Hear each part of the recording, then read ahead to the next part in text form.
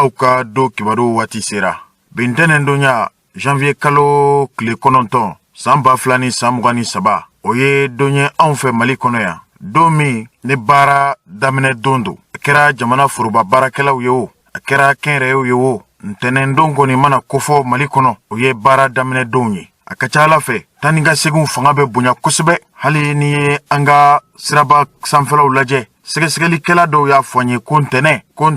ko jama bota ka chantene de katme do bela jelenka hali siraba uka ola amunu faraye do kibaru la silawiye nin kibaru yaw be kibaru amunu no kelembe ka dugula bo kosebe o kibaru yaw akacha ala fe ba soron tenendo ko chama de kera do franche kononana kadamne sibiri kasin karima anga jamana kono ya nyon kumbew jona sigiw hake nyini kenew hali wasa kenew o chama de sigira Mali kono bi la chorobani musorobaw be nyini ngalila kibra munu bena lasebi munde bena fanye Mali dew anga jamana abe nyini kana kalo woro bobi furuku ba de tumbe anan krefe jamana che Côte d'Ivoire jamana o masoro dore fe uka jamana la kana baga do de tuna on fe Mali kono ya kabene jouer kalo kletan samba flani samwani fla akera woyoy akuma chaira kosebe segesegelu ya jira kafo nunu nana Mali kono uka nali dalu green tunta kofe o sabu de la anga jamana la kanabaga munu be pangulu jugi kenela na manye kafo jamana de unka barakelaw de uluye nunu be jamana marabaw de ka barala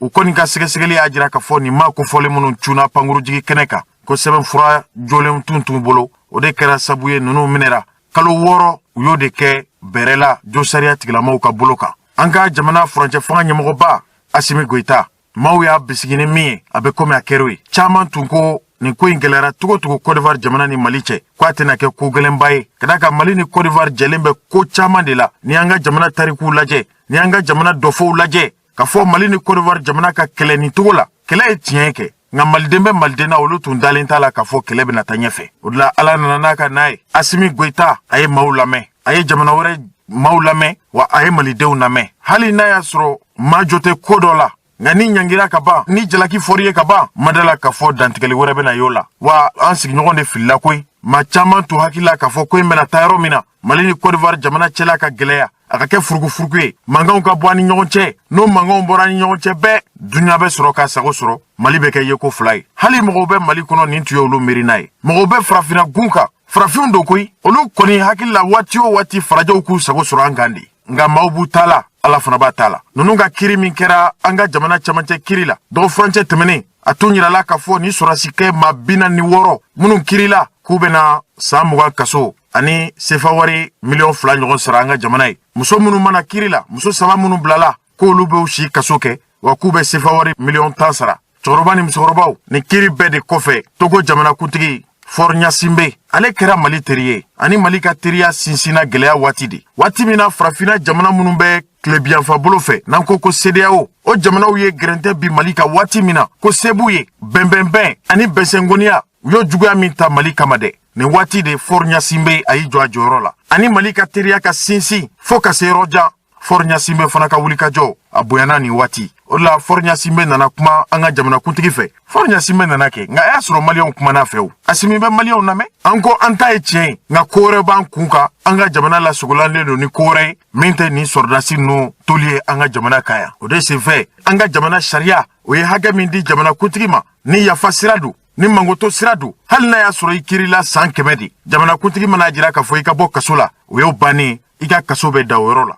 Assimi Goïta aye grâce présidentielle jamana kuntigi ka yafa abe komi jamana dembela jele yafara Assimi ye grâce ke yafa kera nunuma wa sordasi ma bina ni woro munu tumbe bolola anfe uye pangulu takabo Bamako ya umata Côte d'Ivoire folode uchuna Togo jamana ka uchune ye utara kata boyamasegi foli wala yumando foli kato ke Fornya Simbe la ale mi kera sabu jonjo ni koina kata fo ka wala yumando ngani non tume folo ka mafo yanu ka Fornya Simbe fo Fornya Simbe ni foli ka kangwe anga mirila anga yetala nono tunganga Assimi Goïta de fo folo Bamako ya kasoro kata Fornya Simbe fo anga jamana dinemaw anga dugutriw almamiw ladala maw awye kominke ni koina kabine ajujona fo kase bima ma dogo mogolade Maliden chaman tumbe segesegelu bela jele kofe uya ka fo Côte d'Ivoire sordasi tu jote kola nga anga Malidenya kama awma dige kogele law anga jamana ire tabulo yoye odla be fo ko Maliden bela jele be nyogondo Malion ire tunya ira Assimi Goïta la kaka ni koimbla a koimbla nan jota law tekelende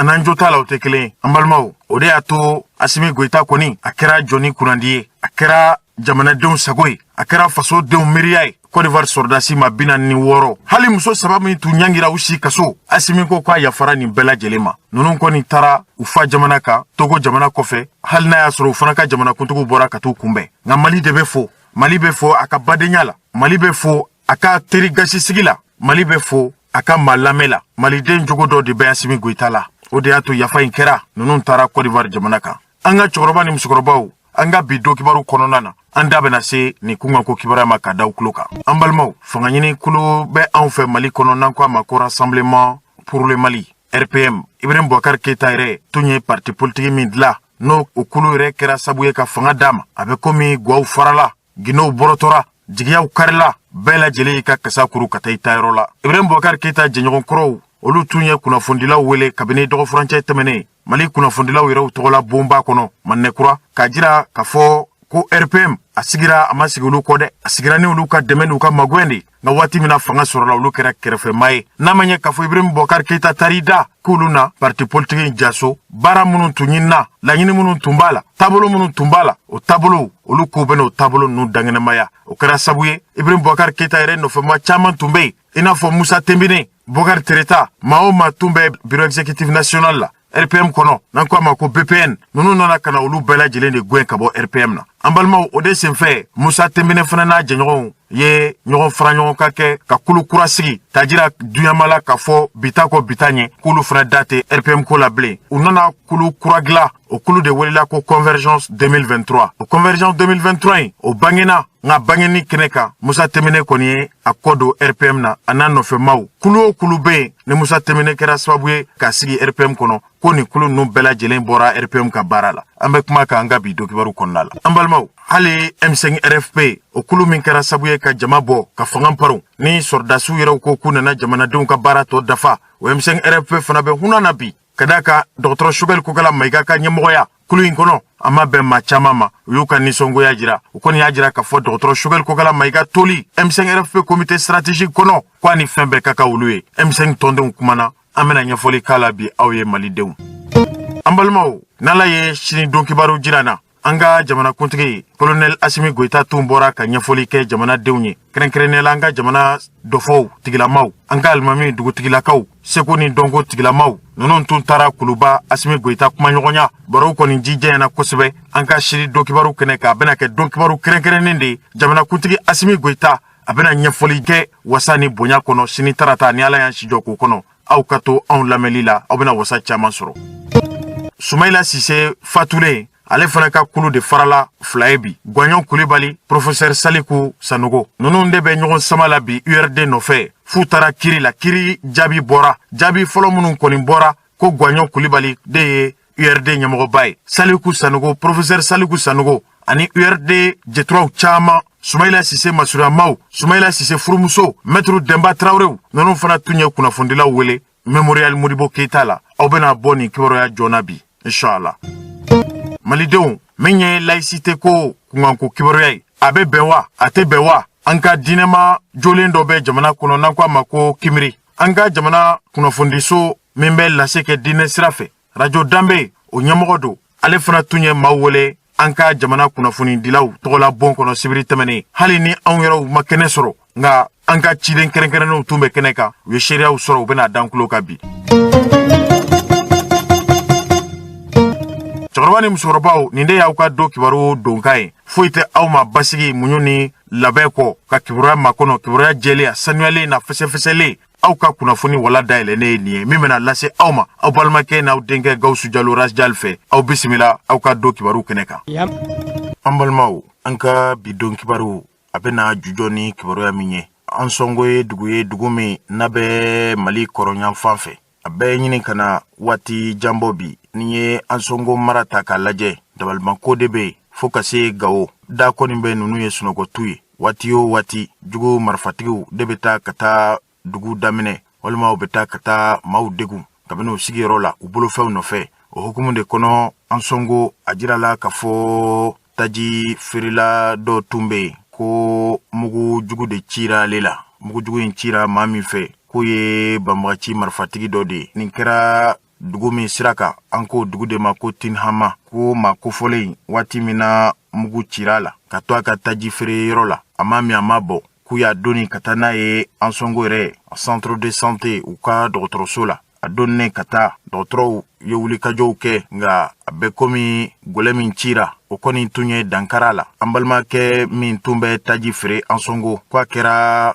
ka bɛn janvier kalo tile 3 san 2023 ni damatɛmɛ wale in de kɛra Ansongo ko an bɛ don min na i n'a fɔ bi an ka jamana cɛsigi minnu bɛ Ansongo n'a maraw kɔnɔ ko ninnu ye sɛgɛsɛgɛliw boloda o sɛgɛsɛgɛli minnu bolodara ko halisa tɛgɛma k'u la u kɔni bɛ ka ɲini nka seere dɔw ɲiningale olu y'a jira k'a fɔ maa min ye nin mugu in ci ni kamalen na ka to a ka taji feereyɔrɔ la ko banbagaci marifatigiw de don ale kɔni ma se k'u ɲɛda ye nka siga tɛ min na ninnu bɛ ka taa Tinhama de maa caman ka kuma ye nin ye kunnafoni cɛribondaso min b'an ka jamana kan n'an ko a ma ko Mali Actu dama suɲɛ k'a fɔ nin kamalen kofɔlen min falen filɛ nin ye Ansongo n'a mara kɔnɔna na ko nin kamalen kofɔlen ko ale de tun bɛ taji feere banbagaci marifatigiw ma n'u bɛ tɛmɛ waati o waati ale de tun bɛ taji feere u ma n'a fɔra o ni maa min bɛ baara ɲɔgɔnya la nin cogo la taji feere sira kan u ka marifa ci o la k'o fa a kɔni bɛ maa dabali ban dɔw y'a jira k'a fɔ nin fali wale min kɛra Ansongo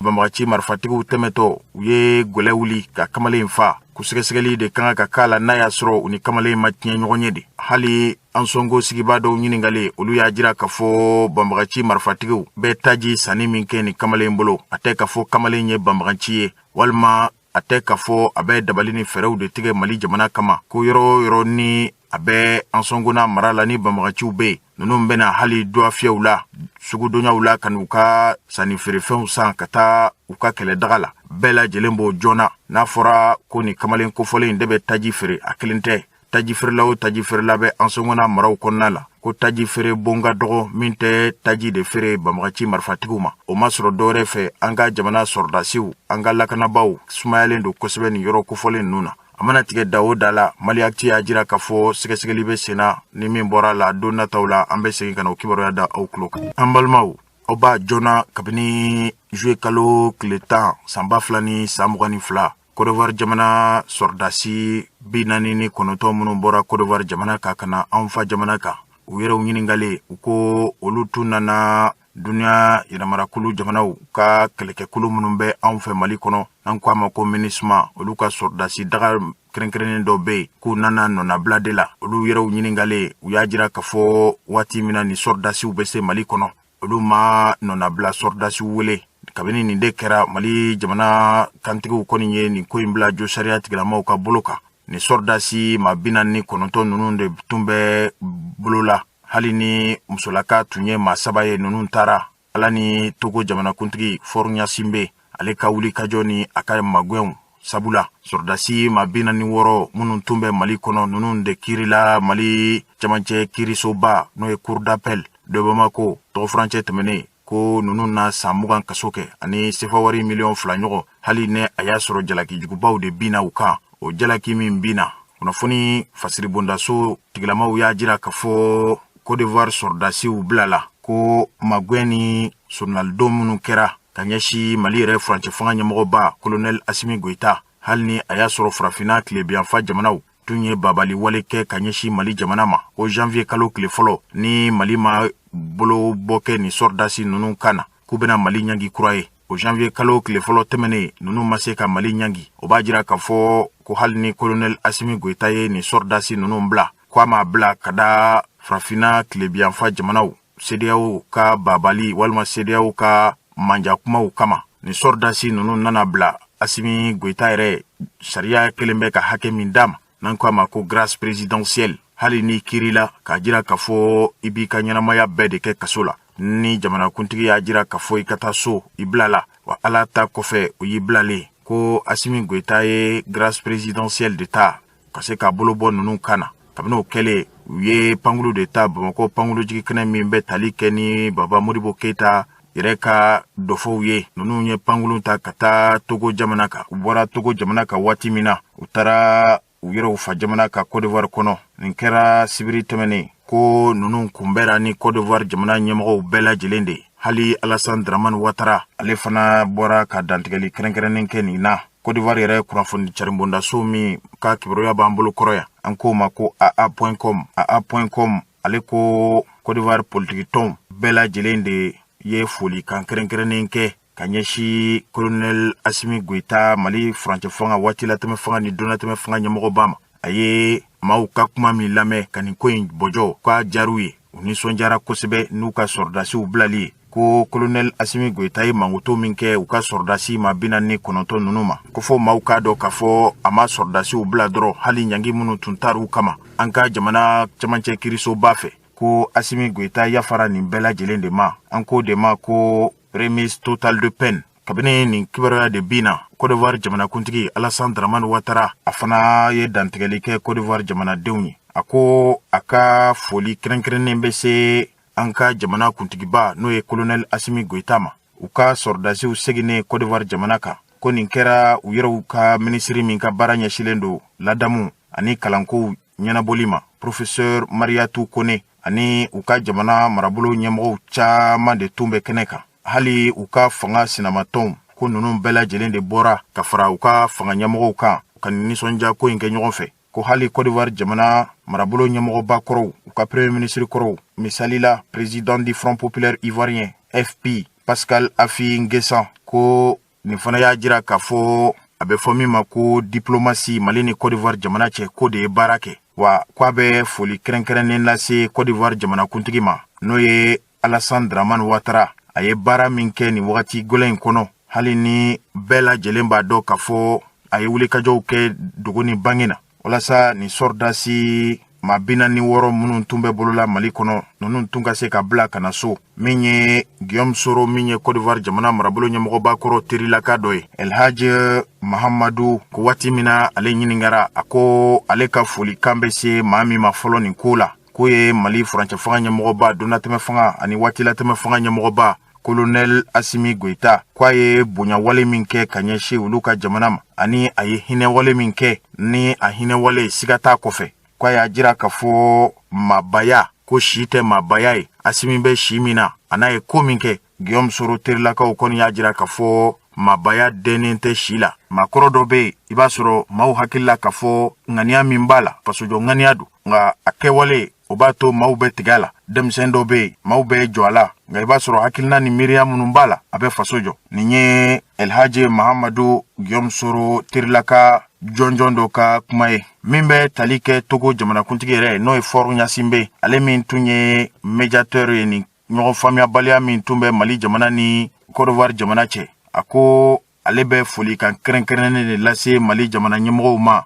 u sɔnna ka lamɛnli min kɛ ka bɔ ale yɔrɔ la u ye bonya min d'a kan ko Ala kana o bonya in bɔ ale kɔnɔ. A ye nali o nali kɛ Mali kɔnɔ a kɛra i b'a fɔ a b'a ka du de kɔnɔ. Malidenw ye bonya min d'a ma malidenw ye sankɔrɔta min d'a ma ko denmisɛnw y'ale bonya a n'a ka maakɔrɔya. Nin ye Togo jamanakuntigi ka lase ye. A ko a ka kɔrɔfɔw kɔnɔ ko a ko hali bɛnko kuma min bɛ fɔ jamanaw ni ɲɔgɔn cɛ k'ale dara la nin de senfɛ k'a fɔ an ka jamanakuntigi ninnu caman bɛ yen u kunkan ko kibaruya de ka bon kosɛbɛ sinɔn u yɛrɛw dama maajugu tɛ wa ninnu caman bɛ kɔrɔfɔw ganse bɔlɔlɔsiraw kan dɔwɛrɛ tɛ kibaruyadi sɛbɛnw kɔnɔ u jamanaw ka nafaw ani jamanaw ka laɲiniw nɔfɛko de don. Ko n'a bɔr'o la bɛɛ ninnu bɛɛ lajɛlen de ye farafinna den kelenw ye. A ko waati de sera an ka jamanaw k'u bolo di ɲɔgɔn ma. An ka jamana ninnu bɛ dancɛbɔli min kɛ n'an ko a ma ko coopération régionale ka se k'o yakubaya kosɛbɛ nka ko min ye Côte d'Ivoire jamanakuntigi an'u ka minisiri min ka baara ɲɛsilen don u ka sɔrdasiw ka koɲɛ ma ɲɛnabɔli ma.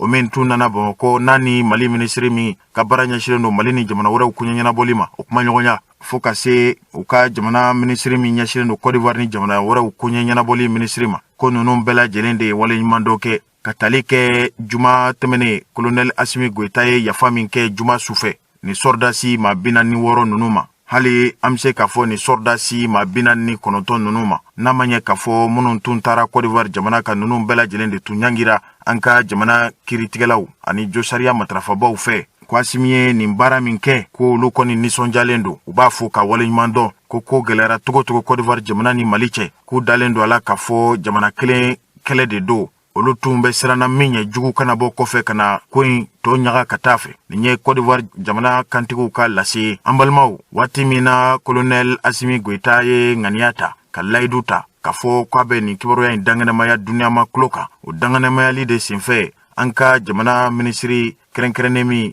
ni ale bɛ jamanakuntigi yɛrɛ nagakɔrɔ, an ko a ma ko ministre d'État, wa min ye an ka jamana cɛbɔli ani jamana sɛbɛnfurakow ɲɛnabɔli cakɛ bondaso ɲɛmɔgɔba don, min ye jamana marabolo kuluba fana kumalasela don. An ko ale de ma ko porte-parole du gouvernement, son excellence ministre Abdoulaye Maïga, ko ale tun taara an ka jamana foroba laseli bon na ORTM ka taa lase kɛ surafana tɔw dunnen kɔfɛ k'a ye ɲɛfɔli kɛ ka jira k'a fɔ Mali jamanakuntigi ko a kɔni jɛra nin maa ninnu ma. Nin bɛɛ de kɔfɛ anw minnu bɛ kibaruya lase todunkan na, cɛkɔrɔba ni musokɔrɔbaw, walasa aw ka se ka faamuyali jɔnjɔn k'a la. An t'an kulomajɔ wa an ka jamana marabolo ɲɛmɔgɔ kuluba kumalasela a ye dantigɛli min kɛ, o dantigɛli kɔrɔfɔ filɛ nin ye kunnafonidilaw ka ɲininkali kɔfɛ. Jamana ɲɛmɔgɔ ka décret dɔ ye colonel Assimi Goïta transition président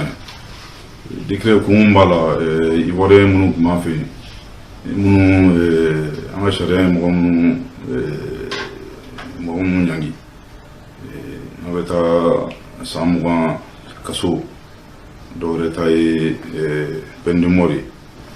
ka grâce d'olu ma. An ka sariya kɔnɔna la ni sariya ye mɔgɔ ɲangi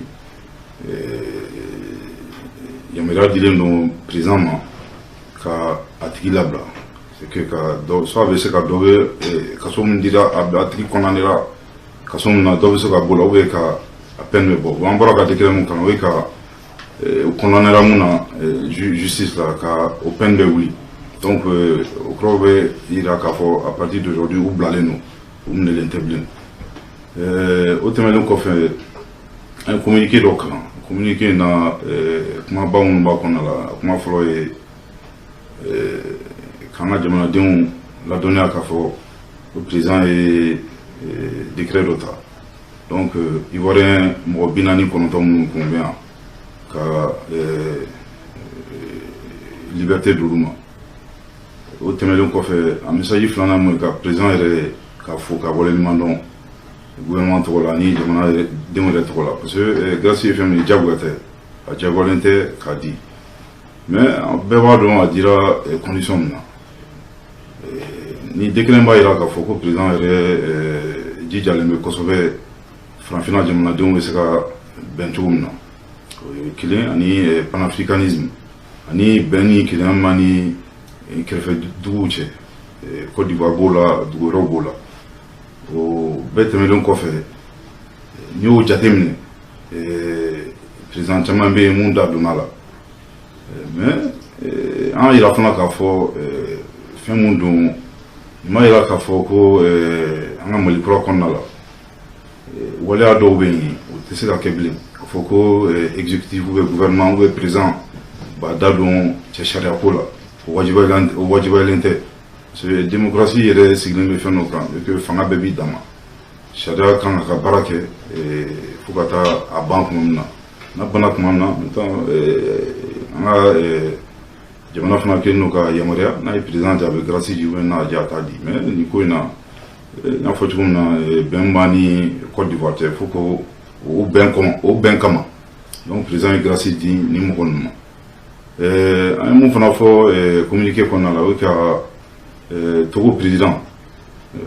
fort Gnassingbé o fana fo ka waleɲuman dɔn, a ye kuma ɲaɲɔgɔnya min kɛ ani Côte d'Ivoire cɛ pour que an ka se ka bɔda sɔrɔ nin ko in na. Ko mun kɛra n tɛna segin a bɛɛ kan, je crois que maliyɛn bɛɛ b'a kalama gɛlɛya donna ani ivoiriyɛnw cɛ, mɔgɔ 49 ka mɔgɔw ka b'u ka dugu la ka na ka sɔrɔ papier t'u bolo, foyi t'u bolo, marifaw ni maramafɛnw sugu bɛɛ b'u bolo.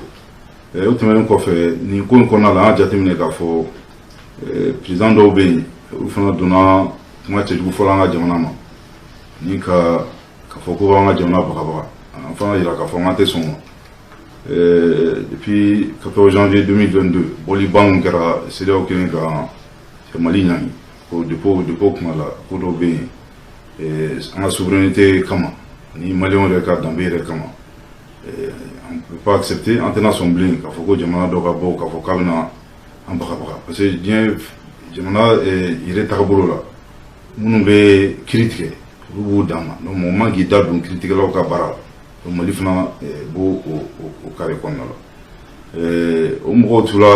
Guinée Bissau président n'o ye CEDEAO président en exercice ale yɛrɛ b'o mɔgɔ ɲɔgɔn kosɛbɛ a fɔ n ko vraiment sanu k'a fɔ ko b'an bagabaga mɔgɔ minnu ni bagabagali ka kan bi min na o ye terrorisme ni a bengali caman minnu bɛ Afrique de l'Ouest yɛrɛ kɔnɔna la olu de kan ka bagabaga a filanan fana ye mun ye an y'a ɲini a fɛ vraiment a ka a jija kosɛbɛ ka fantanya ni gɛlɛya minnu bɛ Afrique de l'Ouest jamanadenw yɛrɛ kan a ka jija o baara la san'a ka fɔ k'a bɛ ka Mali bagabagaw bɛ ka a fɔ k'a bɛ Mali don da dɔ fɛ o de tun ye kuma yɛrɛ o de tun ye communiqué fanbaw ye.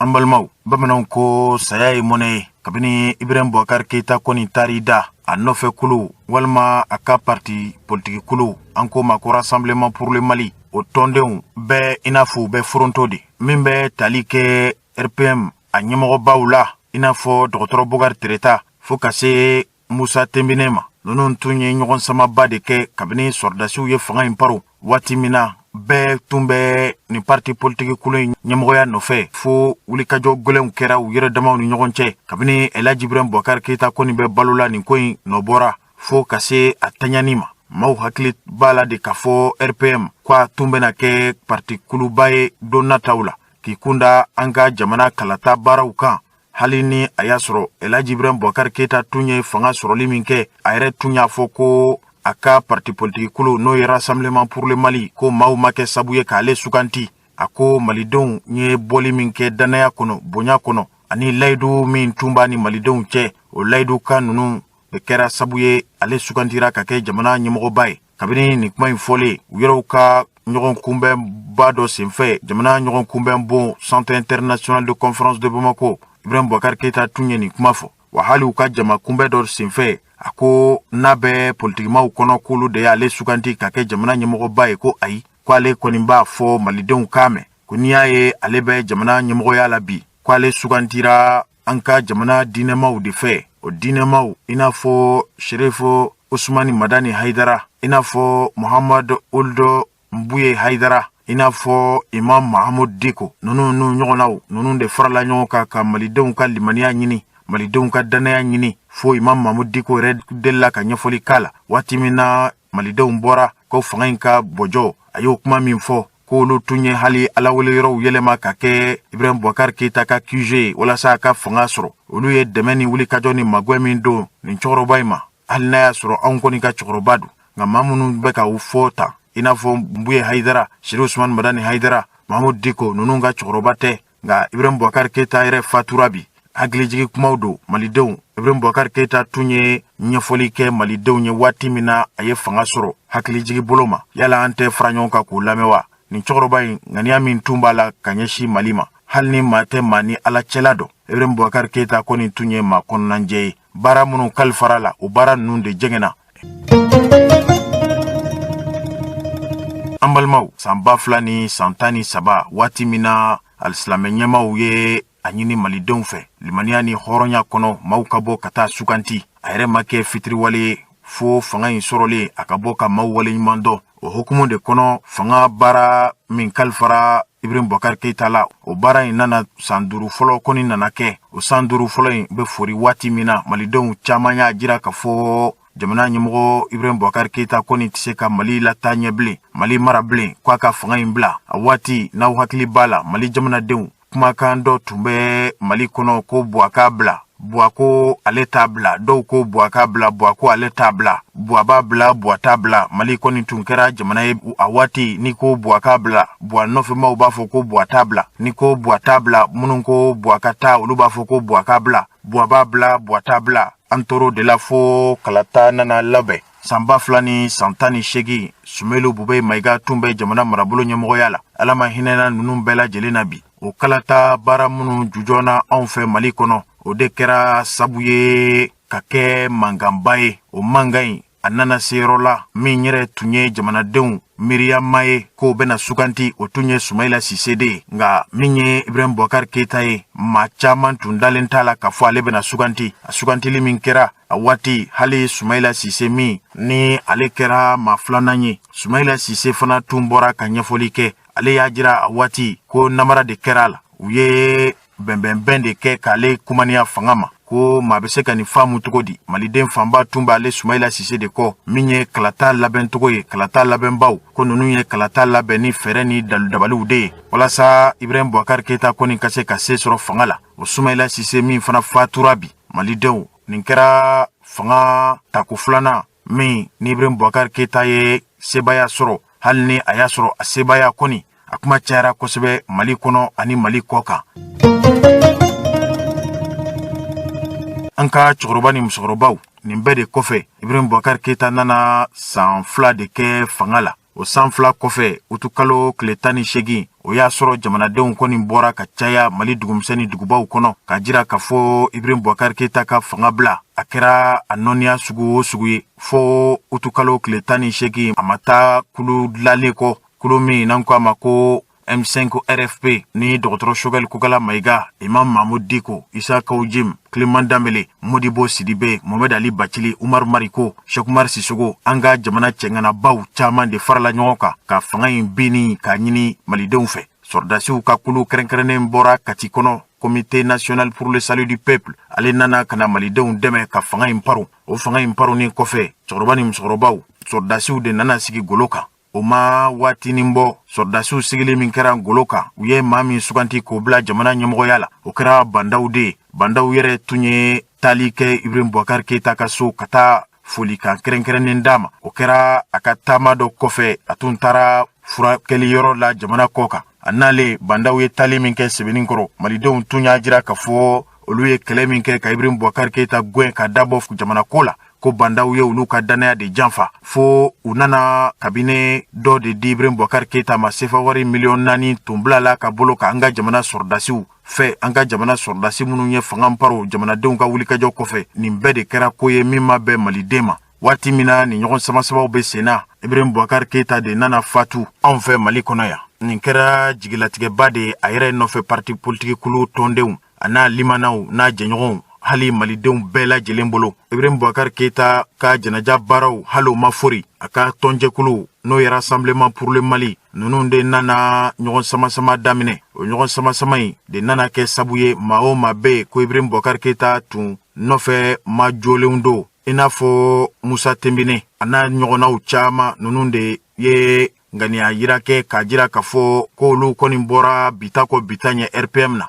nka min ye kulu kɛrɛnkɛrɛnnen dɔ fana tun bɔra ka kunnafonidilaw wele ko RPM pour tous pour RPM ninnu bɔra ni tariku ni dɔfɔw ye Ibrahim Boubacar Keita yɛrɛ a ka parti politique kulu jujɔ na togo min na hali ni a y'a sɔrɔ olu ma kɛ maa dɔnnenba ye ninnu ye ɲɛfɔli min kɛ u ka barosigi kɛnɛ kan u y'a jira k'a fɔ olu ye ŋaniya siri kɛ ka RPM a bureau exécutif k'o ci k'o dakolon ci ka bɔ yen maa o maa bɛ RPM bureau exécutif kɔnɔ ko bureau in cira ka bɔ yen pewu pewu o de kɔfɛ Musa Temine min ni Boubacar Tireta tun bɛ furukufuruku ni mankan na ko olu bɛ Ibrahim Boubacar Keita tiɲɛ ta a ka parti ɲɛmɔgɔya la Musa Temine de nana bɔ dɔgɔ furancɛ tɛmɛnen ka dantigɛli kɛ ko nin kɔfɛ bita kɔ bita ɲɛ ko ale yɛrɛ tɛ RPM na bilen an ka cɛkɔrɔba ni musokɔrɔbaw n'a fɔra saya ye mɔnɛ ye a dɔ filɛ n'a y'a sɔrɔ Ibrahim Boubacar Keita tun bɛ balo la bi ko jamana in mara b'a bolo hali ni tun ye kuma fɔ min ka jugu ni ninnu ka RPM pour tous pour RPM maaw ka kuma ye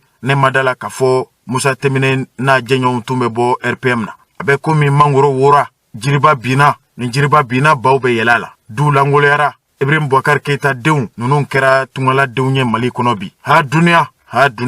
o de la cɛkɔrɔba ko malidenw k'an ka sira duniya ɲɛ dɛ k'an ka sira duniya ɲɛ ni tun y'a fɔ Ibrahim Boubacar Keita ye ko a ka tɔnjɛkulu de bɛna farata tɔn in de bɛna ci ta tun bɛ maa caman dabali ban Ibrahim Boubacar Keita denw bɛ boli la bi kiri ni joseriya tigilamaw ɲɛ aw kan ka ko bɛɛ lajɛlen de kɛ ka Ibrahim Boubacar Keita furumuso k'o ɲɛji cɛ aw kɛra Ibrahim Boubacar Keita muso ɲɛji bɔba de RPM koni dakolo chirabi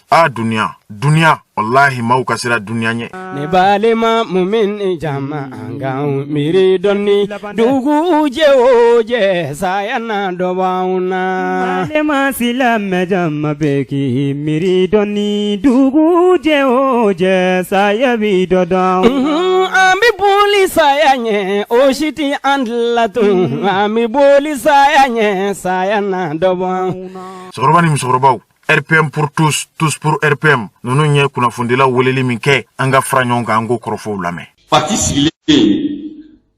anye ton boloda anusi. Ton boloda li fort. Ton boloda farawolo flan de kumbe hippodrome kono. Kili fukata se fla wolo blama. Faraflana ne kumbola ne ko nyemay. 2001 au bef farali nyonga anye tomba keleski a forma ko hippodrome sous section nous l'amebay la forma ko secrétaire à l'organisation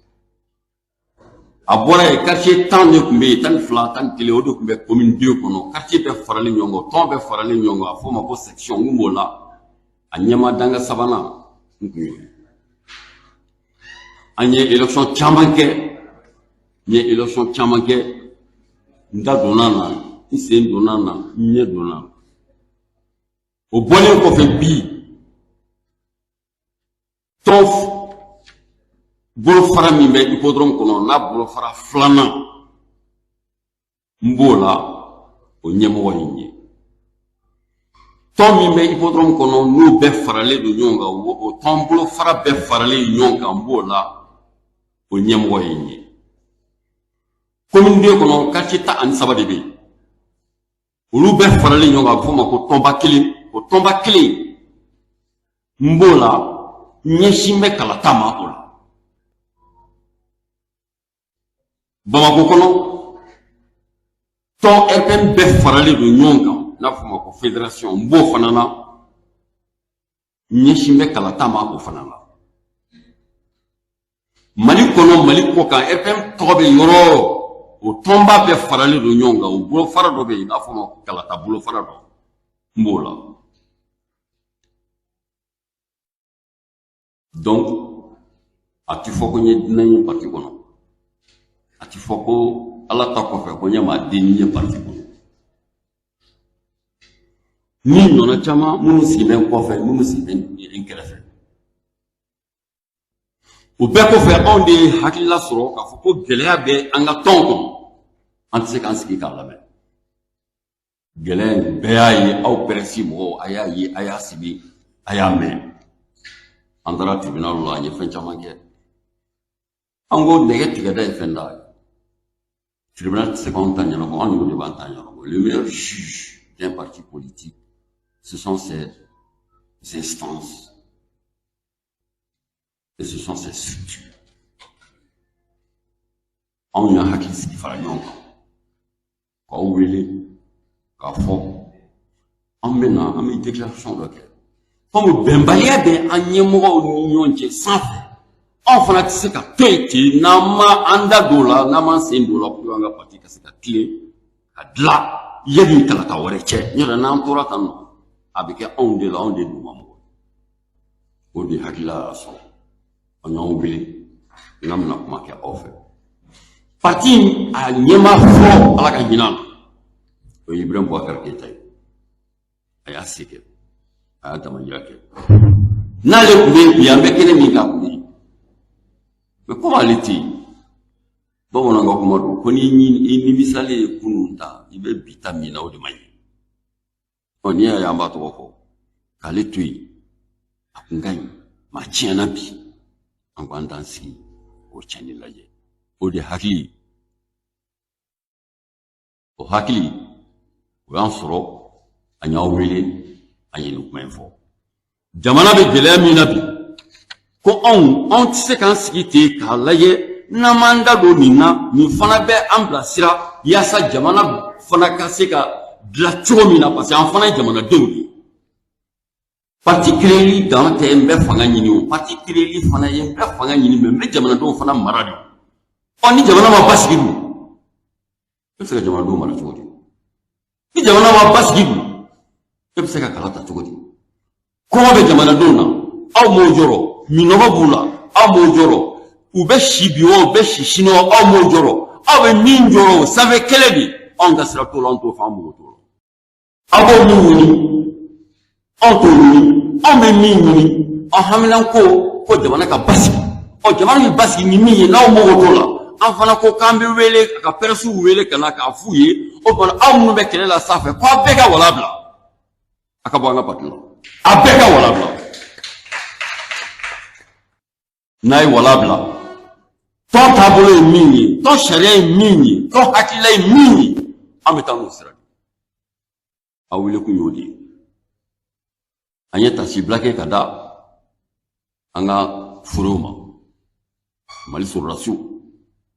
n'i y'a mɛn i hɛrɛ sira wa n'i y'a mɛn ala ka tile hɛrɛ di an ma n'i y'a mɛn ala ka wula hɛrɛ di an ma n'i y'a mɛn i fari bɛ cogo di n'i y'a mɛn i bɛ taa denkundi la dɔ de y'a ni di k'i tila kana dɛ anw minnu b'a lakana an ka foli bila u ye an b'o fo bi an b'o fo sini an ka dɛmɛ b'u ye hali ni fɛn t'an bolo ka d'u ma dɛmɛ fɔlɔ ye dugawu de ye an ka dugawu b'u ye dɛmɛ fɔlɔ ye saraka de ye an bɛ saraka b'o ye yaasa min b'u kisi cogo min na k'u ni kisi cogo min na ya rabi ala ka jamana tanga donc an y'an wele o de la jamana in bɛ jɔ ka foli di jamanakuntigi ma colonel Asim Goyita n'a ka cɛdenw k'u ni ce u ni baara ko an b'u kɔ bi an b'u kɔ sini anw ta tɛ maa ko ye anw tɛ faso ko de ye anw ta tɛ kalata ko ye anw tɛ ko ka faso dilan faso t'i dilan ni hakilila tɛ faso t'i dilan ni jɛkulu tɛ jɛkulu n'a ma ɲi sanfɛ an bɛ sanfɛla ye an b'o bɔ yen jɛkulu n'a ka ɲi duguma an b'a ta duguma ka yɛlɛ hakɛto b'a la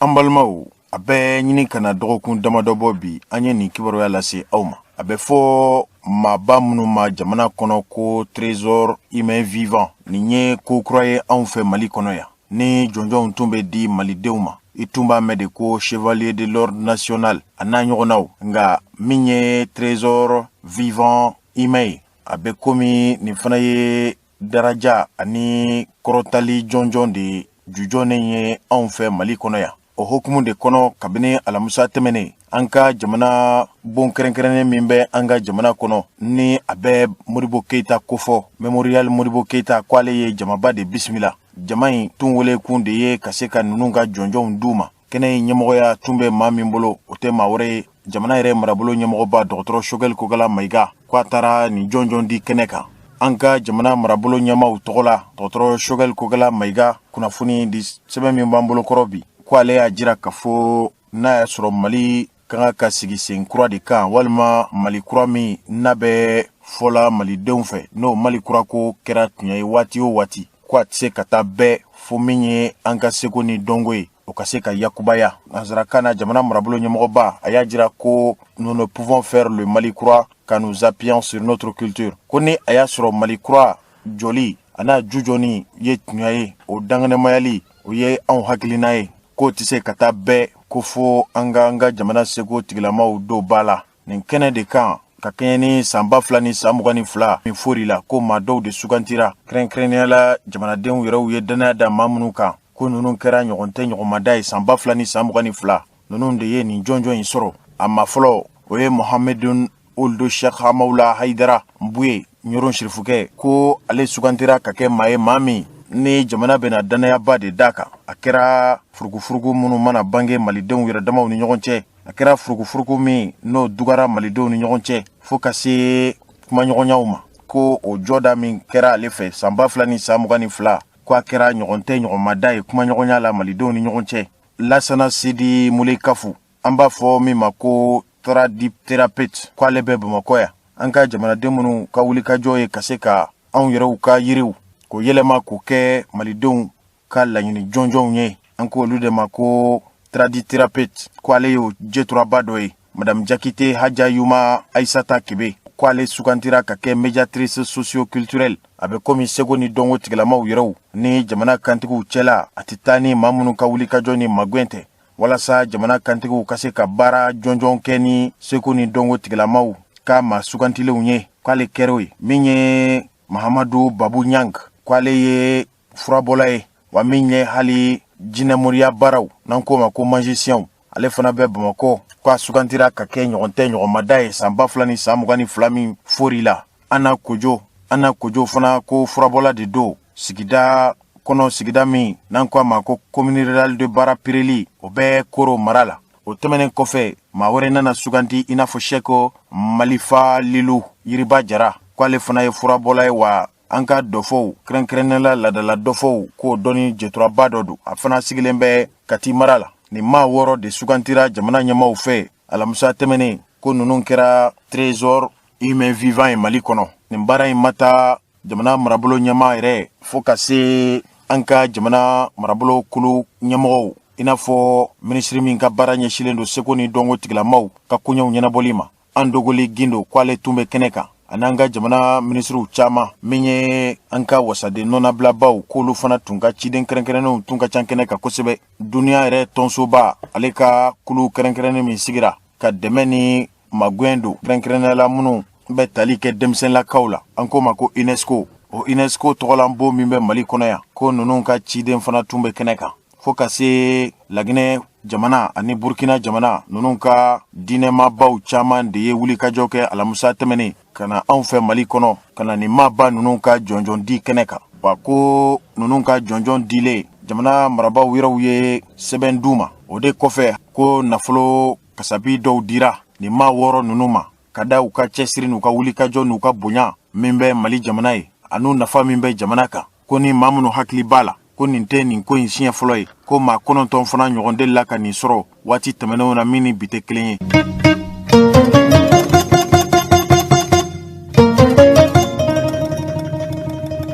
An balimaw an ka jamana ministri cɛkɛ bondaso kɛrɛnkɛrɛnnen min sigilen don jo sariya ni kiri matarafali o yakubayali Mali kɔnɔ. O ministri kɛrɛnkɛrɛnnen o de ye Mahamadu Kasonge kunnafoni caribondaso min bɛ bɔlɔlɔ kan an k'a ma ko Mali Web. O kunnafoni fasiriliba Umaru Jakite a ko an ka jamana marabaw ko ni duniya tɔnsoba Nations Unies fo ka se duniya jamanaw caman ma ko ninnu ye bɛnkan de kɛ ka se ka yurukuyuruku walew k'o kɛlɛ cogo min na ka bɔ duniya dugukolo kan. Ko ni maa minnu bɛ kɔlɔsili kɛ desanburu kalo tile 9 n'o jujɔn na duniya kɔnɔ k'o ye donba de an ko don de ma ko journée internationale de lutte contre la corruption. O desanburu kalo tile 9 tɛmɛnen k'o bɛna ka san 20 de ye duniya tɔnsoba yɛrɛ Nations Unies a ka wulikajɔ ni dabaliw ni fɛɛrɛw tigɛ ka se ka yurukuyuruku kɛlɛ ani yurukuyuruku kɛlɛbaw k'olu kɛlɛ cogo min na ka bɔ maaw senkɔrɔ. O de senfɛ ka kɛɲɛ ni san 2023 jujɔn ye ko an ka jamana ministri kɛrɛnkɛrɛnnen min bɛ jo sariya tigilamaw yɛrɛw ka koɲɛ ɲɛnabɔ baaraw kunna Mahamadu Kasoge k'a y'a jira k'a fɔ ko duniya bɛɛ de kan ka fara ɲɔgɔn kan ka kɛ hakilina kelen ye n'a ma ɲɛ yurukuyuruku kɛlɛli o ŋaniya tara ka ban ko maaw kana fara. Ko hali n'i ye misali ta baroda min sigira desanburu kalo tile 9 Nations Unies k'ale ka wulikajɔw n'a ka dabaliw tigɛlen don hali ka drogu jugu minnu bɛ min duniya sigibaw fɛ ka se k'u yɛrɛw ni tiɲɛ o bɛ se ka kɛlɛ cogo min na ani maafa walew nka ko u y'u sɔnni sigi min kan kosɛbɛ o ye yurukuyuruku de ye an ko min ma ko corruption. O de y'a to jamana o jamana bɛ yen ni olu bɛ Nations Unies kulu kɔnɔ ko jamanaw bɛɛ lajɛlen de bɛnnen don a kan ka fɔ olu ka dabali ni fɛɛrɛw bɛɛ lajɛlen tigɛra ka ban ka taabolo in kɛlɛ walasa maaw ka se ka bɔ gɛlɛya kɔnɔ. Ko hali desanburu kalo tile 9 tɛmɛnen lajɛ min kɛra ko Mahamadu Kasoge an ka jamana kiri ni jo sariya ministri kofɔlen k'a ye laseli kɛ laseli min y'a jira k'a fɔ duniya jamanaw bɛɛ lajɛlen bɛnkan min bolonɔbila k'a fɔ yurukuyuruku ka kɛlɛ ka bɔ duniya kɔnɔ ko nin ye koɲumanba de wa hali ale yɛrɛ Mahamadu Kasoge ko nin bɛn n'a ma. N'i ye an ka jamana sɔrɔw lajɛ kɛrɛnkɛrɛnnenya la an ka jamana minnu bɛ farafina gun kan ko n'i ye jamana ninnu ka sɔrɔw lajɛ o sɔrɔ ninnu k'a bɛɛ de bɛ ka nagasi ala ni yurukuyuruku maw ani yurukuyuruku walekɛbaw fɛ ko ni maa minnu hakili b'a la anw ka jamana bɛ cɛsiri min na ka se ka yurukuyuruku kɛlɛ ka bɔ duniya dugukolo kan ko kabini san 2010 waati an ka jamana tun ye dɔgɔkun kɛrɛnkɛrɛnnen de labɛn ko nɔfanburu kalo san 2010 ko an ka jamana tun ye wagati kɛrɛnkɛrɛnnen de labɛn yurukuyuruku kɛlɛli la. Ko nin bɛɛ de kɔfɛ san 2021 an ka jamana kiri kɛrɛnkɛrɛnnen min n'an ko a ma ko cour d'assises ale fana bɛ ka wulikajɔ ni fɛɛrɛ ni dabaliw bɛɛ lajɛlen de tigɛ walasa yurukurukurumaw n'u minɛra jamana ka hakɛ ye min ye o ka di jamana ma wa u ye tɔɲɔ min se hali foroba jigiɲɛ wa hali k'u ye jamana foroba nafolo jogojuguyali mun kɛ o ɲagati o ye min ye o n'a daw kan an balimaw walasa aw ka se ka faamuyali k'a la ka kɛɲɛ ni yurukuruku wale yɛrɛ nasiraw ani yurukuruku wale a kun kan ko kibaruya ye Mahamadu Kasoge min ye josariya ni kiri matarafabaw yɛrɛw tɔgɔ la minisiri kɛrɛnkɛrɛnnen ye a ye ɲɛfɔli k'a la an ka fara ɲɔgɔn kan an k'o kɔrɔfɔ ninnu lamɛn. An y'a daminɛ ka kuma mɔgɔw fɛ donc acteurs judiciaires an ye u bɛɛ rencontrer ka kuma fɛ pour que an ka jɛ ka justice cogoya yɛlɛma ɲɔgɔn fɛ an ye yɛlɛmani bolo da an ka sariya sɛbɛn ninnu na i n'a fɔ code pénal ani code de procédure pénale donc code pénal donc fɛn o fɛn min kɔnnen don an ka sigida la i n'a fɔ suɲɛni fagali o n'a ɲɔgɔnnaw o bɛɛ bɛ sɔrɔ code pénal de kɔnɔ donc an kan ka yɛlɛma don o taabolo la ani fana cour d'assises donc o fana bɛna supprimer ka bɔ yen donc pour que kiri a ka se ka kɛ premier niveau appel fana ka se ka k'a la donc an ka justice de paix ninnu fana donc u caman bɛna fɛngɛ ka yɛlɛma ka kɛ tribunaux d'instance ye justice de paix juge kelen dɔrɔn de bɛ procureur baara kɛ a bɛ juge d'instruction baara kɛ a bɛ président baara kɛ donc maintenant an bɛ ka o yɛlɛma pour que mɔgɔ saba au moins o ka se ka sɔrɔ a yɔrɔ la dɔw bɛ yen u bɛ minɛ ka datugu a bɛ se ka kɛ dɔw yɛrɛ bɛ waati caman kɛ yen or sariya ko ni mɔgɔ minɛna a kan ka waati dɔ de kɛ i bɛ taa sɔrɔ dɔw ka délai dépasselen don mais u bɛ yen dɔw yɛrɛ minɛnen don ka sɔrɔ u man ka minɛ donc maintenant le juge des libertés ale bɛ o jateminɛw kɛ ale ka baara ye o dɔrɔn de waati dɔ de bɛ sariya tigilamɔgɔw bolo pour que ka ɲɛɲini kɛ a ko la n'o waati tɛmɛna ɲɛɲini tɛ se ka k'a la donc an y'a ɲini o waati fana ka janya de telle sorte que mɔgɔw kana se ka tiɲɛni kɛ ka boli ka taa yɔrɔ wɛrɛw la kɔfɛ k'a fɔ ko bɔ waati dɔ tɛmɛna u tɛ se ka nɔ minɛ bilen donc an kɔni ye disposition min ta a bɛ komi sisan n'a tigi bolila donc a ko yɛrɛ tɛ ban donc an bɛ to ka dossier lakuraya donc délai dɔw kun ye san 3 ye a kɛra san 6 ye délai dɔw kun ye san 10 ye o kɛra san 20 ye mais justice kɔnɔna na fana ni san 20 in bɛ ɲini ka dafa i bɛ acte dɔw poser dɔrɔn san 20 in bɛ tila ka kuraya tuguni an ye texte dɔw ta donc o textew b'a yira k'a fɔ ni mɔgɔ nɔ minɛna kabini nɔ minɛ don donc a bololafɛnw bɛ se ka minɛ k'a bila bolokɔrɔ maintenant n'an y'a jateminɛ k'a fɔ k'a nɔ b'a la donc a kan ka min sara État ye o bɛ ta a bololafɛnw kan fɔlɔ maintenant n'a nɔ t'a la a ka fɛnw bɛ segin a ma an bɛ ka fɛɛrɛ kɛ pour que agence de recouvrement des avoirs criminels o ka bila sen kan pour que nafolo minnu minɛna o ka se ka gérer parce que an y'a jateminɛ k'a fɔ ni nafolo dɔw minɛna bon dɔw bɛ taa sɔrɔ sow don dɔw ta ye bolimafɛnw i n'a fɔ moto ni mobiliw donc u bɛ bila yen nɔ entretien t'u la a bɛɛ bɛ tiɲɛ donc ni maintenant n'a bilara agence ka bolo kan agence bɛ se k'u entretenir a bɛ se ka dɔw feere donc ka wari bila kɛsi kɔnɔ ni mɔgɔ dɔ kan ka nɔ minɛ a tigi mana kɛ maa o maa ye i tɛ mɔgɔ ye min b'a fɔ karisa y'an ka mɔgɔ ye ou bien karisa bɛ nin position na aw kana s'a ma non o tɛ i bin na k'a fɔ k'i ye karisa ye ou bien i ni karisa ka surun donc maga tɛ k'i la non o banna donc an sera ka cour d'assises 2 organiser kelen kɛra yuruguyurugu kɛlɛli kan kelen kɛra impunité kan donc mɔgɔ caman jugera a sen fɛ mɔgɔ caman condamnera jɔnya fana sira kan dɔw bɛ bin dɔw kan k'u bugɔ u bɛ dɔw yɛrɛ faga parce que u banna jɔnya ma donc o sira fana kan an ye instruction di pour que mɔgɔ o mɔgɔ min b'o baara la u k'o nɔ minɛ donc dossier fɔlɔ minnu kɛra mɔgɔ 57 o minɛna o dossier hukumu na bon dɔw fana bɔra ka musokɔrɔba dɔ faga kɔsa in na ala ka hinɛ a la k'a fɔ k'a y'i ban jɔnya ma donc o enquête kɔnɔna na mɔgɔ 24 u minɛnen don u bɛ sous mandat de dépôt an y'a ɲini o dossier ka traiter correctement pour que kiri ka se ka organiser an ka assise spéciale kɛ bɛɛ k'a dɔn k'a fɔ ko dɔw bɛ u kɔnnen don an tɛ jɛn n'a ye an tɛ sɔn a ma tiɲɛniw fana minnu bɛ ka kɛ yɔrɔ ninnu na i n'a fɔ tesit jalasagu ani yɔrɔ caman tiɲɛni minnu kɛra enquête bɛ ka dayɛlɛ o yɔrɔ ninnu fana kan donc ni ala sɔnna a ma an b'a tigiw ɲini k'u kiri k'u ɲangi u ni ɲangini min ka kan kabini an bɔra o kow kalama an ye fɛɛrɛ kɛ pour que mɔgɔ minnu ye a ko kɛ u bɛɛ ka ɲini ka don kaso la bi na ala barika la u bɛɛ minɛnen b'an bolo donc enquête kɛra a tigiw siga bɛ mɔgɔ minnu kan u minɛna u bɛ kaso la enquête bɛ ka avancer ni ala sɔnna a ma don nataw la u ka kiri bɛna organiser pour que u ni ɲangini min ka kan u ka se ka kɛ sariya kura min talen don u bɛna to juge minnu bɛ kiri tigɛ donc les juges au siège olu bɛ fara kulu kan chambre d'accusation mɔgɔw bɛ fara kulu kan parquet général mɔgɔw bɛ fara kulu kan cour d'appel la minnu bɛ jugement kɛ chambre correctionnelle olu bɛ fara kulu kan cour d'assises mɔgɔw olu fana bɛ fara kulu kan n'u bɛ dossier économique ni financier u juger donc o b'a to vraiment baara bɛ se ka kɛ a ɲɛma bon a yirala fana k'a fɔ minnu ye faso nafolow suɲɛ donc sariya kura in bɛ justice mɔgɔw yamariya u ka se k'u ka bien saisi kabini enquête préliminaire waati la donc misali la n'a tigi ye 100,000 de ta donc hali ni o 100,000 in ma sɔrɔ a bolo maintenant ni fɛn dɔ sɔrɔla a ka patrimoine kɔnɔ min valeur b'o bɔ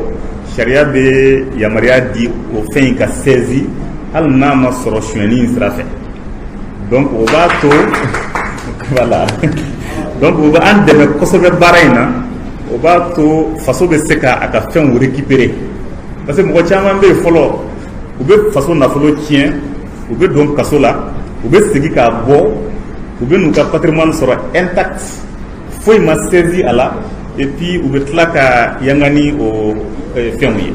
mais bi na ni kɔni y'a ta dɔrɔn sariya b'a minɛ i la hali fɛn min tun b'i bolo ka sɔrɔ tiɲɛni ma kɛ o fɛn fana bɛ se ka na o fana bɛ se k'a minɛ donc c'est pour dire que texte kura minnu taara textes don minnu bɛna an dɛmɛ kosɛbɛ yurugu kɛlɛli la donc maintenant an bɛ ka journée minnu boloda ni ala sɔnna ma an bɛna continuer donc a tɛ dan nin ma an bɛna continuer an bɛna thème kuraw ta waati ni waati ka tila ka baara kɛ bon ka auditeurs kunnafoni kosɛbɛ justice taabolo la donc an bɛ min ɲini aw fɛ an kɔni an ka ministère dayɛlɛlen don n'aw mago jɔra kunnafoni na dɔrɔn a ye na an bɛ kunnafoni sanuman d'aw ma problème foyi t'a la vraiment hali bi n bɛ ala deli partenariat min filɛ an ni ɲɔgɔn cɛ ala k'a taa ɲɛ jamana in ala k'a basigi ala ka hɛrɛ caman k'a ɲɛ.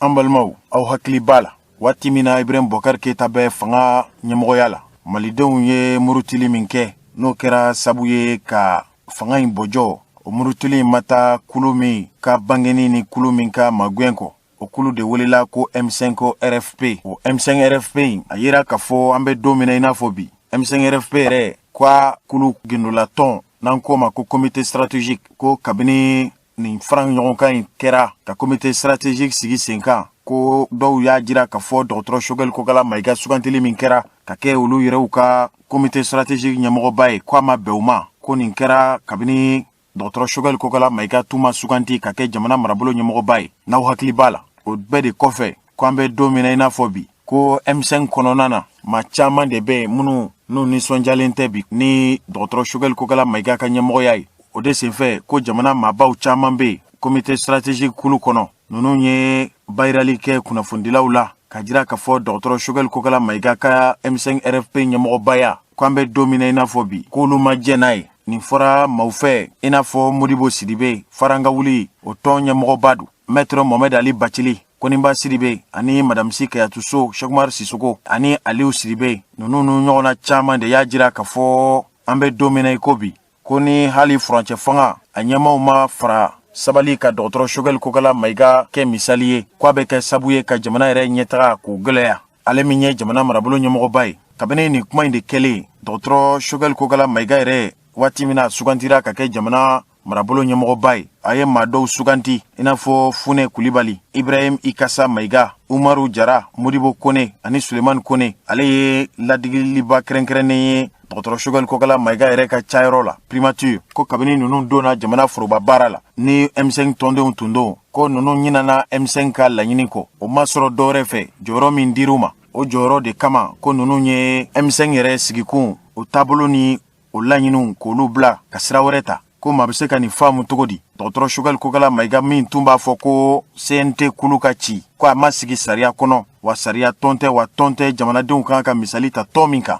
O dɔgɔtɔrɔ Choguel Kokala Mayiga ko minnu tun bɛ a kɛlɛ la kunungo ko kabini a ye olu suganti ka don jamana marabolo kulu kɔnɔ ninnu tɛ fɛn fɔ bilen. I n'a fɔ Fune Kulibali, Imam Umaru Jara, Ikasa Mayiga, Sulemani Kone, Modibo Kone a n'a tɔw. Nin de kɛra sabu ye M5 tɔn jɛkulu min sigilen bɛ ka miiri ni fɛrɛ ni dabaliw tigɛ walasa malidenw yɛrɛw ka laɲiniw ka se ka sabati. Ibrahim Boubacar Keita tali kɔfɛ o ye Mohamed Ali Bacili n'a tɔw de ye. Kunnafoni sɛbɛn y'a jira k'a fɔ M5 kɔni ko a dogolen tɛ maa la bi k'a fɔ guwaw farala ko jigiyaw wariw la min ye hali politiki maa minnu tun ka laɲini ye ka se ka bɛɛ sinsin n'u y'u bolonɔ bila sɛbɛnna a tɛ hali waatinin bɔ ko ninnu bɛɛ lajɛlen de bɛ ka ɲininkali kɛ bi n'a y'a sɔrɔ malidenw ye bɔli min kɛ ka fanga paro o fanga min paro na kuma min tun b'o da o ye ka na ni yɛlɛma de o yɛlɛma in o hakilina fɔlɔ miirila kolo min fɛ ko n'a y'a sɔrɔ dɔgɔtɔrɔ Choguel Kokala Mayiga n'o kulu ɲɛmɔgɔya ka kan k'a bɛ fɔ min ma ko les démocrates bɛɛ fanga o sinsinlen an ka jamana kɔnɔ ko dɔgɔtɔrɔ Choguel Kokala Mayiga hakilina tun t'o ye don tɛmɛnenw na. A mana tigɛ da o da la malidenw an bɛna ɲɛfɔli kɛ aw ye hakili jigi bolo ma ninnu tun ye kunnafonidilaw wele a bɛ waatinin bɔ ka kɛɲɛ ni M5 yɛrɛ maracogo a n'a taabolo ye. An ka fara ɲɔgɔn kan an ka dɔgɔtɔrɔ Choguel Kokala Mayiga kɛlɛbaw an k'olu lamɛn an yana an kana lamɛnli kɛ maa yɔrɔ la maa minnu bɛ u yɛrɛw ye dɔgɔtɔrɔ Choguel Kokala Mayiga fɛ la bolo kan. Ne tɔgɔ ye Dr Bourema Afo Traoré. Je suis le président du REPAR, Réseau Patriotique pour le Renouveau et l'Émergence Felani Dambé. En même temps, je suis comité stratégique, membre de la commission santé. Bamananga kuma folen de koni sumala jara nere bola tokoti don. Bide majugu bi M5 kono. Bide mogo be M5 kono mogo munun te Mali fe. On ye bide. Mais Malion na ye jatimine ke an go boli man chanka kuma. Kele ndam na domina. Be seke an te boka kuma an te activiste an ye jamanyama de. Mais on a M5 Kela, on a M5 Kela, Maliko de on sait M5 Kela. On a M5 Kela, Mouanyeda Kelekama. On a M5 Kela, Moudjania Kelekama. On a M5 Kela parce que Malikono, Gelemi nana Malika no mauvaise gouvernance. Na montaro la, Chinti Mali. On va faire la kana M5 kono kalo Kela de ke wala sa. Malian Chini biga ke Mali, Chinika ke Mali. Anya signé en bête donna au décan, en bête en barak au décan. Ne tabe barak de la kadi ama M5 qu'on a ma delika minke. Ne haki bala. To forme la nebi de M5 qu'on a comité stratégique là. Choguel Kokala Mayiga ek mata ko ni alni ni afuk ma ni ko kana ni kanga na parce on ni tokome. Mo mun barana e fakali mun la ande badon. Mais bile sera. O ti do la on ti mo ko la. O mi Maliko de la. Parce que ni borani nya nya on ti sera jene oye. Par devoir de solidarité, nous, on ne peut pas assister à cette réunion. Et mieux que ça, on a M5, on a Maliko de là. Malgré aya chouati de sera en adofo nyoyen. Ati de sera en adofo nyoyen. Mali bi jafayora ati on ya la Mali pembe ke onye. Mali pembe di onma. Non masala Mali keleke an kan la nyana shin lahara. Anti fara mo ashiga ka Mali janfa. Teke. Mali mara ka ta chugumna. Flamani comité M5 mo fa o M5 ye kele de ke wala sa yelema ka dun an na ne fondation yelema ka dun mais ami surachu fala yanka ali chini ami surachu supporter bi amu supporter chini bi ami surachu ko bi amu ko chini ami transition supporter ami transition ko bi chini parce transition na chena on de malla na chena on de bena ma chita on chela bi ko mi di transition suite mi di surachu suite na mais nyama ni anye sebe adesara ka mo fara nga bala ka fara like mba fo bi mba fo shini abaka fara kuma be kera fe aka fara nyanka ka fara mo fara nga ne bi coordination des associations et mouvements sympathisants là ay mo sala de comité stratégique non mais amogo saba ni jatemine kebi marché de coordination on met Allah ko gadi mami ala ni jugu kuma ni fon fait o ti ben ni nyama abi fié de kam mo fara nyanka pour que bare la sera ke MC ga tira ke MC maglan wala sanga ma nyara kuma fo mo wasa kuma amma MC maglan kama no le kundo antu do MC na anta signé on dona MC na wala sa MC ni ma no bi mali nyama yala ni ye filma ko ke baraka jege MC bi wole kana fi a karsa ni ndabla ikle ni na kay mali mo ma wala sa mali ga shini soro depuis bité amba fo MC kono comité stratégique na kuma na ba fo non ati karsa fait ati shugul fait je me sais que shugul fait ka je ne sais pas faire que tu es quand aya ni nga aya mo dossier do kana mali kubula wuli aya dossier jere kadama ni kala la ka décrire ambe responsable de ambe chauffeur de parce que ambe mali ko là mais na fele mi manye na yo fo o tekanta fe ko tekanta kaya juwe ambe mali de ko anti mo fa de ambe mali de fe ambe mali fe bi ambe mali fe shini ni cheche na na nyama iya ija mi ja mi chiem bia le fie comme moi ba bolo mi ba fa ko bi chiem bia le fo mi ye mi e bebo don mi mo kan bo comme ça ça c'est on de bo on de ba nga war dollar on de ba nga $10 on ma toucher le fait de mettre le nama ama bolo ma shiko on war de dollar nga $10 nga connaissance de dollar wa bile sera do mi ka fa ko le bi mali fa ka me do kan sur le papier de la commission stratégique on M5 kono ambele jira ka glan machi kele magla sur le minimum bala ku disi go sibi ko le bala ka mali je mo mali président ni ya u ka programme kono ay programme jume na ni refondation ku ba ko ni organique ni ba ko ta kono ambele farla la bella ni hakle ni way bara ni bala ka kebi M5 be ko be ka kun la bara de do ni doka bi fade face ko ta ka to black refe ko passer e bi fanga la bi fanga ba ala do ne bolo anti sera manye fanga ba ala do ne bolo beni dakando mais chef la me station ko chef la foro mali amba fo mali na ma boka ni bibe nke atebe awma on bi wuli par devoir de solidarité anti siège au Rio na bi anti siège au Rio na chini parce que à quelque chose manye ni le comité stratégique président et le wuli ka fo moy ay sabali le bo kuma kono hakato ben la sala la sarafo mangando tuguni sarafo bora ki sigi bi jonkama ne ma fo ngo shubaga beka jugu ngo dengelenta shubaga ka jugu nga yere dun shubaga fana ka jugu ni dengelenta shubaga bamana ko tene ni e dimo e muso bubara bako wallahi billahi bubara kote kasami me bubara no fere abode ko mali on bora ka keleke an bora ay mune fo ay kele damle laji burama ka klela ango justice façon ya abejo chien ka abejo horonya ka na chien me ba anyere kuma me boko fo chete me soko bali muso te me soko bali sabo ango chien façon be do chien ka je akebe nga mani dama do be fara nyonka kolude M5 mani dama do be fara nyonka ka galonti ke nyonye ka galonti ke jamae ka galonti ke furudan ka volonti ke kaboya ka galonti ke baranyoye ka foko oluma na mingi ko jama de côté jama mo fo machi an kode ko yana an jigi ke mo masa ya an jigi ke alay an kode yana ki jigi ke jile masa i jigi ke alay machi dakante mabulu bela jile dakama ala de bulu o manunu ka kiri ani sente chiri an mako bo le la jona o kase ka ke wasa malien dem be se ka lafia wasa e de la kam bo malien dem we ka fuye ka mako be faso kurala an mako be yelemana an mako be dunga fala on mako be sécurité nyena mana wasa million ka se ka ujigi danga ka fo obse ka ke ama mo shibla turisi ya yala ya ama mo shibla yala la a fora de façon in ka bara chienka kangelen tigia kan bini do bora ku olube ta ku ka prise contact drone de ke ogma M5 kala dam na bidewa minu meseku o sanjoli de nye ku kala joli de nye dongo do bena ya ukuma jigi mi jolo kumula oberge ube kuma de ku soro ide we kurana kala nti ama ya ka fa ngata kurana kala la seku matarawa jontara ante tien fo nyonyi anga nyonyi jugu ya bay dabla ka hashiria dabla ka bezengoni ya dabla ka ankileli nyonyi ka tien fo nyonyi wasa faso meseka joto na kam ka faso bara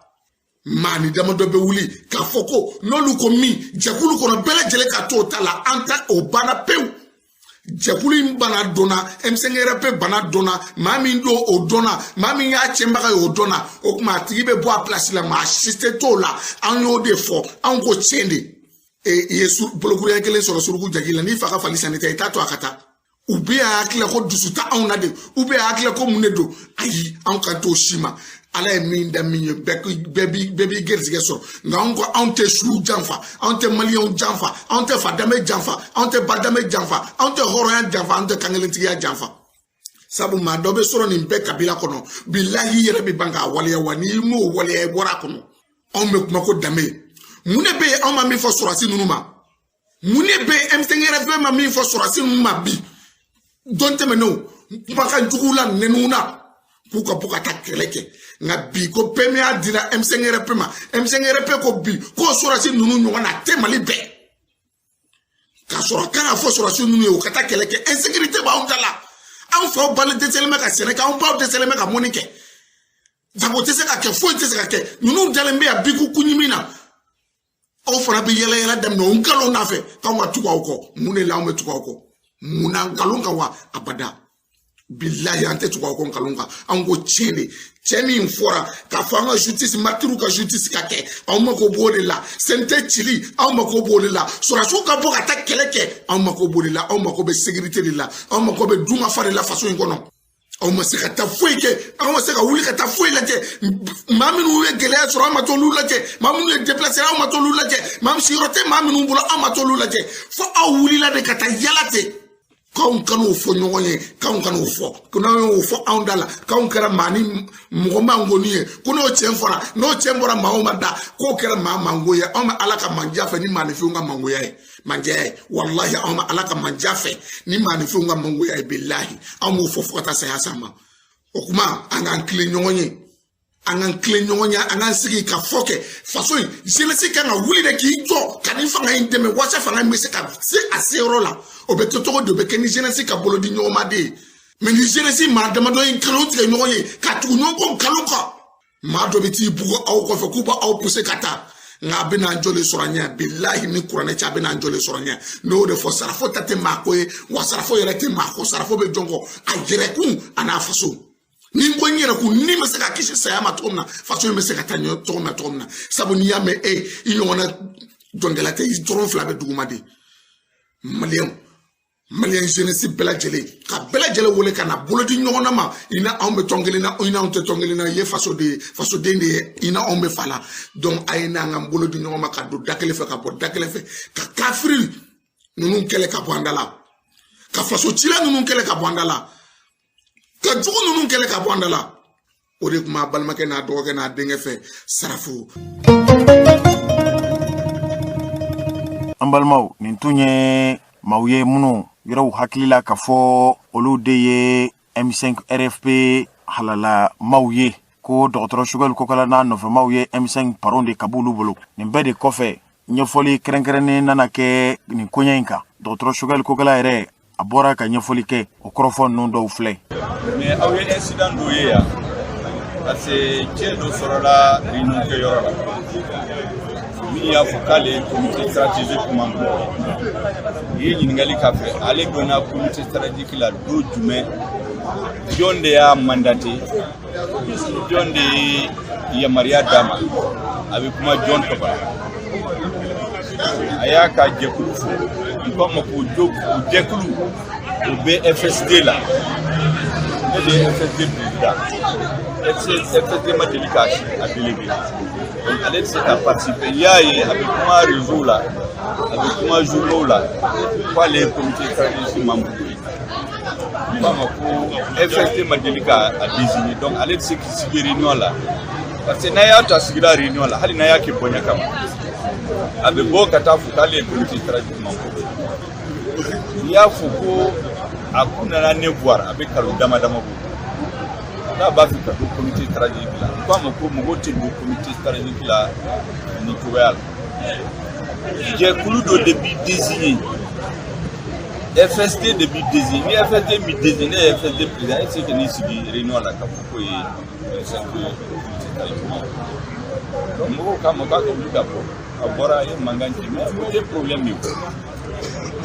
aya sinsi min kan o ye an ka jɛkulu dɔ bɛ yen o ye min ye MK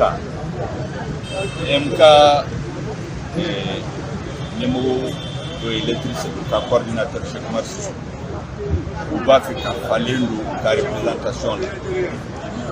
communauté stratégique ye décision min ta o ye k'a fɔ o ye MK problème interne u ka taa ɲɛnabɔ u ni ɲɔgɔn cɛ n'u y'a ɲɛnabɔ don min na u bɛ na ni résultat ye o kɔfɛ de communauté stratégique bɛ na appréciation mais yanni o cɛ an ni mɔgɔ minnu ye baara kɛ a san saba filɛ nin ye u bɛ to communauté stratégique ni MK y'a ɲɛnabɔ don min na n'u seginna ka na n'u nana ni résultat min ye M5 bɛ na apprécier communauté stratégique bɛ na apprécier je crois qu'an bɛnna o kan et puis réunion in y'a yira n ye min fɔ M5 ɲɛmɔgɔ ye ani n b'a fɔ u b'u wele kan bila M5 militanw bɛɛ ye maa o maa n'i b'a fɛ yɛlɛma ka don jamana kɔnɔ a y'a fara ɲɔgɔn kan gouvernement in soutien farafarali a man ɲi an ka jɛkulu ma a man ɲi Mali yɛrɛ ma parce que n'i ye Afrique jate don o don ni fɛnbaw kan ka kɛ Afrique la farafarali ɲɛmɔgɔw ni ɲɔgɔn cɛ o de bɛna kɛlɛ in k'a nakisi kuma u kana M5 sɔrɔ M5 de ye kɛlɛ in daminɛ ala barika la an ye patriote sɔrɔ armée kɔnɔ minnu y'u nidi u y'o risque ta ka peuple kɛlɛ dafa peuple bɛ min de ɲini n bɛ sego ka don o don mɔgɔ si kana ɲinɛ a kɔ peuple kun bɛ fɛn duuru de ɲini lakana an bɛ baara min na bi bɛɛ b'a dɔn min dara terroriste kan aw y'a mɛn bravo l'armée bi a bɛ se ka opération kɛ yɔrɔ bɛɛ la le président ani ministre de la défense olu 80% de leur temps se consacrer à la défense de la sécurité des États. Donc moi si tɛ se k'a fɔ ko baara tɛ kɛ ka kɛ lakana fɔlɔ réforme politique assise ma kɛ yan RSI bɛ sen na baara bɛ ka kɛ organe unique ka élection kɛ jɛlenya kɔnɔ o sariya a bɛ CNT tabi lutte contre la corruption baara min don a ka gɛlɛn parce que n'aw ye jateminɛ kɛ fɔ n k'o fɔ maliyɛnw k'a faamu jamana minnu y'a yɛlɛma kɛra jamana saba bɛ yen nɔ i b'a fɛ k'u tɔgɔ fɔ yɛlɛma kɛra o jamanaw la maa si tɛ k'u tɔɔrɔ mais u bɛɛ kun y'u ka constitution suspendue donc min ka di o b'o de kɛ bi an m'an ka constitution suspendue a ye charte de la transition de kɛ k'a dafa donc constitution suspendue baliya in a bɛ ko gɛlɛya an bolo dɔɔni parce que baara bɛ kan ka kɛ constitution kɔnɔ o de b'a a kɛ mɔgɔw ɲɛna ko lutte contre la corruption ko a sumalen don a ma sumalen an b'a fɛ k'a kɛ k'a ɲɛ pour que transition bɛ ban don min na u ye yani avant transition ka ban maliyɛnw k'a ye tigitigi ko gouvernement bɛ k'a nin kɛlɛ président de la CAF président de la transition ko mɔgɔw dama dama bɛ yen minnu ye Mali fɛrɛ olu ka intérêt ma ko donc la lutte contre la corruption sera implacable président de la transition de y'o kuma tɛ tɛmɛ o kan o mais le temps de la justice n'est pas le temps du politique ko maliyɛnw ko fana parce que sisan caman bɛ k'an wele lutte contre la corruption baara tɛ ka bouger nin tɛ kɛ ka kɛ donc o fana fo maliyɛnw k'a faamu hali kunu conseil des ministres la état bâtiment minnu feere la a bazardera o dossier u kun y'a ɲagami ka classe ko kuma t'a la ko information kura nana dossier in bɛ bɔ ka di justice ma bâtiment ninnu feera a prix yɛrɛ kun ye min ye u y'a bazarder cogo min na mɔgɔw jumɛn de y'a kɛ a bɛ n'a dɔn par exemple miliyari 3 ɲɔgɔn o tununa hali wari min sara la an b'a trace ye a ma verser gouvernement caisse la o fana ɲininkali bɛ n'a cogo la donc lutte in a bɛ sen le dernier la point 5 ye mun ye o ye accord d'allié an ni mouvement bɛ ka baara kɛ sisan an b'a fɛ ka DDR accéléré de kɛ pour que maa o maa n'u b'a fɛ ka don l'armée kɔnɔ vraiment u ka don an ka se ka tɛgɛ di ɲɔgɔn ma k'an ka jamana baara parce que Mali ye bɛɛ ta ye donc laɲini 5 ye lakana lutte contre la corruption réforme organe unique accord d'allié ka a waliya k'a sɔrɔ Mali tɛ fara maa si tɛ se k'a fɔ ko baara tɛ ka kɛ don o don n'aw y'a de mɔgɔw bɛ tigɛ waati dɔ la fanga de bɛ yɛlɛma révolution bɛ kɛ ou bien mɔgɔw bɛ fara ɲɔgɔn kan ka fanga yɛlɛma hali ni élection don mun de b'a to jamanadenw bɛ tigi u la parce que n'u sigira fanga la u ye min fɔ ka sɔrɔ u mana fanga la ani u bɛ min kɛ o tɛ kelen o de b'a kɛ mɔgɔw bɛ tigɛ fanga caman la an dun ma kɛ tan laɲini duuru de tun bɛ maliyɛn bolo an b'o de k'a fɔ bi o de b'a kɛ maliyɛn mobiliselen don autour du gouvernement o gouvernement in peuple de b'a kɔ ne y'a fɔ M5 ɲɛmɔgɔ ye aw kana to farafarali kana don aw ni ɲɔgɔn parce que an tɛ sɔn peuple maliyɛn tɛ sɔn farafari kana mɔgɔ min t'a fɛ maliyɛn ka fara ɲɔgɔn kan a bɛ se k'a ka sira ta maliyɛn tɛ farafara maliyɛn ti an tɛ sɔn mɔgɔ si ka kan siri kan di jamana wɛrɛ ma min bɛ campagne kɛ k'an ka diaboliser an ka armée ye min ta da terroriste kan bɛɛ kan ka tɛgɛrɛ fo dɔ sɔrɔla donc y'o kuma bɛ fɔ ne ɲɛna ni sagesse bɛ yen i ye kuma min fɔ bi M5 ɲɛmɔgɔw bɛɛ kan ka fɔ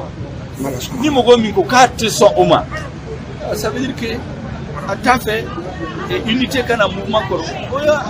il est libre aussi donc kuma minnu fɔra je crois qu'on a fait une de nos meilleures réunions aujourd'hui c'est vrai que mankanw bɛna kɛ dugu kɔnɔ don o don n'an tila réunion la mɔgɔ damadɔ bɛna taa réseau kan ka kuma fɔ mais kuma barika kuma baw minnu fɔra o de ye nin ye hakili b'a la seliya la. an balimaw nin de bɛ dansiri k'an ka bi do kibaru la do kibaru min lasiraw ma aw balimakɛ Gawusu Jalo Rasjal fɛ n'ala ye sini do kibaru jira na kibaruya kɛrɛnkɛrɛnnenw bɛ yen an bɛna minnu lase aw ma an ka jamana ɲɛmɔgɔba Colonel Assimi Goïta a dogolen t'aw la k'a fɔ ale fana ni Bamako tutigɛbaw tun ye ɲɔgɔn ye o ɲɔgɔn ye de kɔnɔna na kumaw caman fɔra jigisigi kumaw ani balimaya kumaw ni sinjiya kumaw jamana bɛ lahala min na Assimi Goïta ye ɲɛfɔli ko la sini do kibaru fanba a bɛna kɛ Colonel Assimi Goïta ka dantigɛliw ye parti politique kulu min fana bɛ anw fɛ Mali kɔnɔ n'an ko a ma ko URD o URD maaw fana tun ye kunnafonidilaw wele sibiri tɛmɛnen Modibo Keita waleɲumandɔ kɔfɛ bo min dara la Mali jamana kantigiw fɛ Memorial Modibo Keita kɔnɔ professeur Saliku Sanogo min ni Sumaila Sise bɛ fatu waati min na ale min tun ye ɲɛmɔgɔba dangan ye ko maa dɔ de yera n'u ko a ma ko Gwaɲɔn Kulibali o Gwaɲɔn Kulibali ko de kɛra sabu jugu ye bi URD tɔnjɛkulu kɔnɔ ka Sumaila Sise ka danayamaw Sumaila Sise ka denbaya ɲɛ jɔyɔrɔw Sumaila Sise ka kabila jigiyaw ka ninnu fɛlɛ ka bɔ URD tɔn ɲɛmɔgɔya la ni wulikajɔ n'u ka magoyaw ye hali n'a y'a sɔrɔ kiri kɔni baaraw ma ban fɔlɔ nka kiri jaabi fɔlɔ minnu bɔra ko Gwaɲɔn Kulibali kɛra URD ɲɛmɔgɔ ye o Gwaɲɔn Kulibali ale t'a ɲini n'a yɛrɛ ye dɛ ale fana bɛ ɲɛmɔgɔya de ɲini ko Bubu Sise bɛna kɛ ɲɛmɔgɔ ye walima ko maa dɔ bɛna kɛ ɲɛmɔgɔ ye URD bɛ ɲini kana kɛ mercenaire kulu ye URD n'a tora nin bolo kan a bɛ ɲini kana kɛ mercenaireya ye i bɛ kɛlɛ kɛ ka tɔn ɲɛmɔgɔya ɲini i bɛ taa tɔn feere maa min fana bɛ i ka jɔyɔrɔ dili tɔnɔmada ala k'an kisi o ma URD tɔnba de Mali kɔnɔ cɛkɔrɔba ni musokɔrɔbaw ni ala ye sini do kibaru jira na Assimi Goïta ka dantigɛli ani URD kɔnɔ kibaruya aw ni ne bɛɛ lajɛlen bɛna bɔ a joona Sumaila Sise a ko janfara cogo min na ɲɛfɔli kɛrɛnkɛrɛnnen bɛna k'o la